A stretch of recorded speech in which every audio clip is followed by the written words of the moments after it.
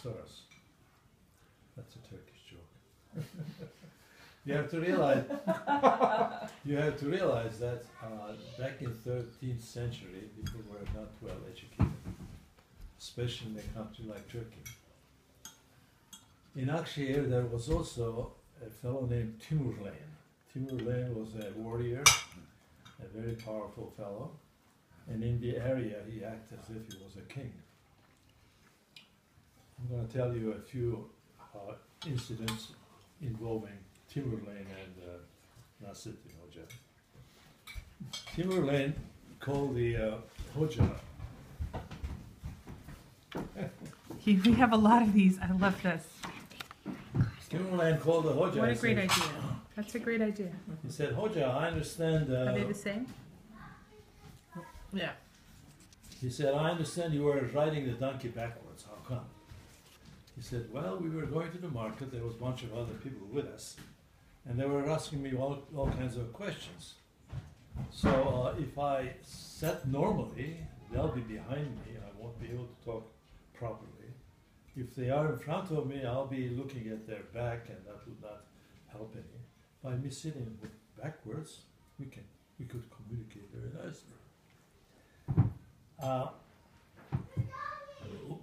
Timur also heard him bragging about his donkey, and he had made a statement saying that the donkey is so smart that he can teach him how to read. So Timurlen called him up. He says, I'll give you 3 months to teach your donkey how to read. Well, during the 3 months, he fed the donkey by putting hay between papers, so between book sheets. So the donkey learned how to lick a sheet up and To turn the page. Turn the page and hit the next one. Back and forth, back and forth. So when he was able to somehow get this working, he went to Timurlen and said, I'm ready for you. Timurlen gave a big book, and the donkey lifted one page, there was no hay. Another one, nothing. Another one, nothing, and started braying. And he said, that's the way the donkey talks. He was taking a bunch of beets as a gift to Timurlen. He had planted these in his yard, and they were big beets. And a friend of him said, wait a minute, says, why don't you take some figs instead of beets? What's he going to do with beets? With figs, at least he'll enjoy it.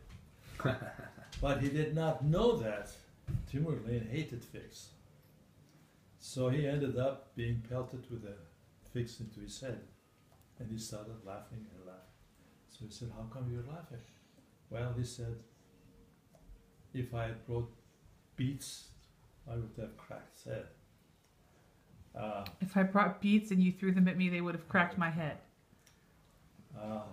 There's one about So figs doesn't